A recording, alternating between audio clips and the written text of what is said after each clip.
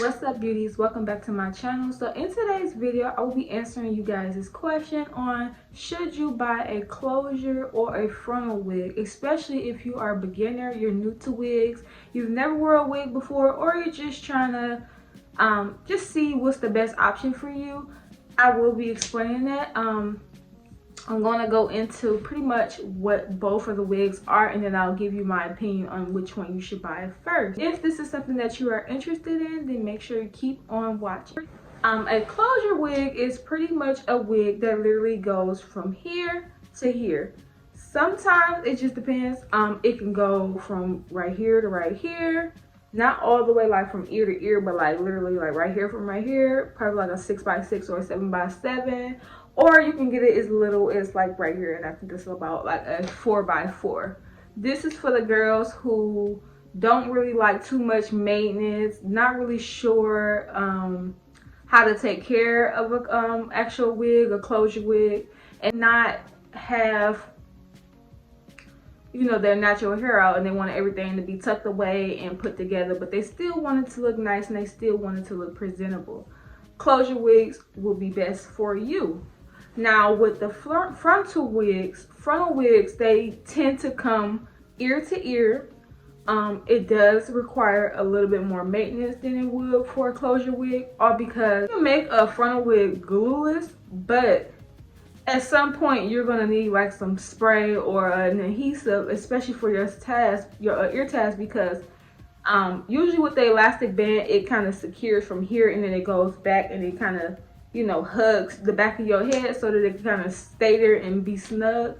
But you don't really have that advantage when you have a frontal wig, because it literally goes from ear to ear. You can't really put an elastic band right there on, you know, each side, because 9 times out of 10 the sides are going to be the lace, and you can't really sew on that because it's going to be very noticeable, especially if you want to like put your hair back or, you know, just wear it in a certain type of style. And plus too, you don't want to really put too much tension on the lace as well, because you don't want to cause it to tear or just, you know, just make it do things that you don't want it to do. So with the frontal wigs, it does require a little bit more maintenance. They're cute, they're good. It just honestly, it just depends on what you're going for.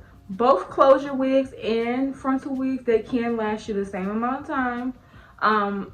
Whether you're getting a closure wig or a frontal wig, at some point you're going to have to replace the closure or the frontal. So that, you know, just because over time closures and frontals do wear and tear, just because of, you know, styling and depending on how you prepped your wig, whether you did bleaching, plucking, things like that, it can thin over time. And also too, just constantly just keep wearing it, eventually you're going to have to replace it at some point.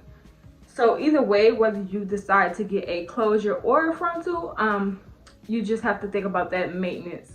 But in my opinion, if you are just starting out, you're new to wigs, you still want to protect your natural hair, but you don't really want the extra maintenance, and you really not sure how to exactly take care of it, but like I said, you still want to protect your natural hair, I would recommend going with a closure wig. It is so much more convenient. It's so much better. It's very easier. It's easier to style. Even if you're a girl and you're like, okay, well, what if I do get a closure wig and I have a middle part initially, but then I want to get a side part? You can always switch your wig to make it a side part. You can, you know, make those tweaks and things like that. It won't look wiggy. You can even do it with the 4x4 closure. It's just, you have to do a little bit of extra manipulation and just making sure that your parting is very precise so that you won't show the tracks on the side of the wig. But overall, it can be done.